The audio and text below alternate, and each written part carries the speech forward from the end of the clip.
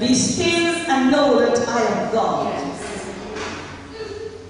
I am the great King of Kings. I am the Rose of Sharon. I am the Lily of the Valley. I am your King. Be still and know that I am God.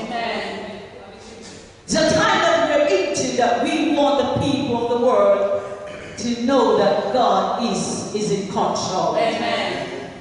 And in spite of what man wants to do, God is still in control. Amen. And the people of God, we should not be afraid. Because we know the God who we are serving. We are serving a big God. And I'm so glad for Jesus that when I was thinking of him, he was so mindful of me. Somebody said when I was nothing that Jesus came and he picked me up and he turned me around. And he planted my feet and I run. Something got a hold of me. Jesus, the great King of Kings. I want today to speak to you about rebuilding the wall of the house of God to survive the attack of the enemy. Come on now. And I want you to look in Nehemiah. I love this book of Nehemiah. Nehemiah 4, you can read from Nehemiah 2. The Bible tells me about the wall of Jerusalem has been broken down. And God speak to the man of God that when the man of God heard what is going down in Jerusalem, as how we could say when we are in London, we heard the attack of the enemy, that the enemy has come in and attacked the people of God. Amen. The Bible said the man of God, when he heard that the wall of Jerusalem has been broken down, the enemy has come in and he has set the house on fire, the gate. You can read in the Bible. The wall has been broken down. And the enemy has come in to attack the people of God. The wall, the Bible said the wall was a wall of protection. Yes, it was. A wall to protect you from the enemy. A wall to protect your children, to protect your husband, to protect every one of you who call on the name of the Lord. The enemy come in and utterly destroy it. But the Bible said when the man of God heard Nehemiah, the Bible said he was so sorrowful in his heart. And he was so very sad. And the Bible tells me, if you could read in Nehemiah 2, that he was serving the king. He was a man of good countenance and always cheerfully being a servant. And the king looked at him because he always very friendly person. And you're serving the king or the queen, you're looking very good, aren't you? Amen. And to be in the king's chamber, you feel so happy. You know, even if you're not getting the pay, it's very, very moment to know that you're in the king palace. That make you feeling very good. But the very countenance of Nehemiah make him feel good to serve the king. But in spite of the luxury that Nehemiah had, plenty things to eat, I would like to be in the king palace. Everything to his comfort. But that particular day, he looked very sorrowful. Oh, yes. He was very sad. The king looked at him and said, "Why are you so sad?" You can look at Nehemiah 2 and you can read.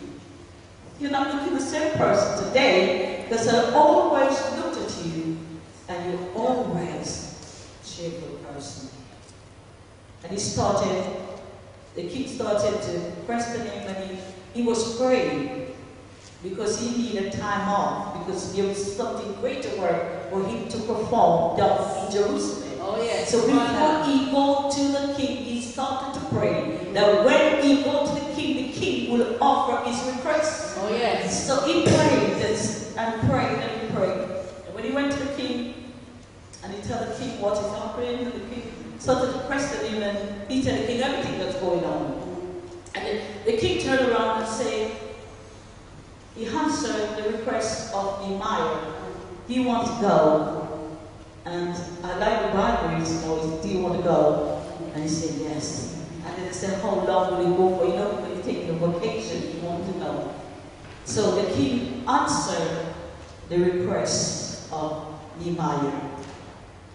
And the Bible tells me that he took his journey and he walked over to Jerusalem.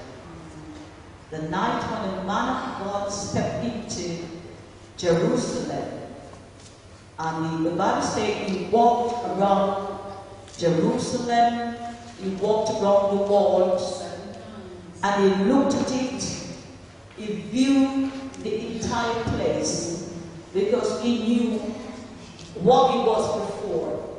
And he walked and he viewed it and he looked at it. Can you imagine to know the beautiful place that you left, the house of God, your beautiful house? You can imagine, and when you go back, everything has been ruined up, everything has been taken away, everything breaking down. How sad will you be? To know you left your beautiful house, your lovely bed, everything to your comfort. When you get back there, everything was utterly destroyed by the enemy. How will you feel? So this was the man of God, Nehemiah. He had a passion for the people of God. Amen. He had a passion to build the house of God. And the passion that he had is not only for himself, but to see the house of God be prosperous. Amen. When we come into the house of God, we come to build the house of God. We do not come to destroy the house. We come to build up the house. And when you build the house of God, then God will exalt it. And we have to build the house of God with a good heart. Oh, yes. A good man. An intention to build and not to really pull down. So the Bible says that he got up in the night, he was praying, and when he viewed and he looked around and he started to pray to God. Prayer. Do you want me to build the house? I love to pray. Do you love to talk to Jesus? Oh, yes. Do you think that the music can build a house? No. It's not about the drum to build a house. It's not about the instrument. Prayer is the key that can build the house of God. If you want to see the house of God built, pray with the right motive. Amen. And pray